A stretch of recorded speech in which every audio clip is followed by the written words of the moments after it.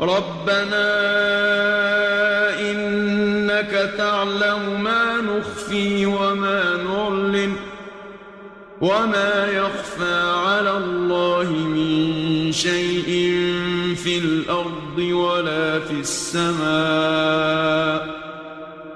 الحمد لله الذي وهب لي على الكبر إسماعيل وإسحاق إن ربي لسميع الدعاء.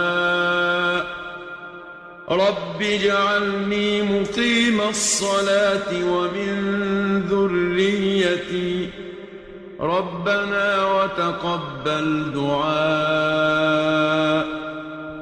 ربنا اغفر لي ولوالدي وللمؤمنين يوم يقوم الحساب.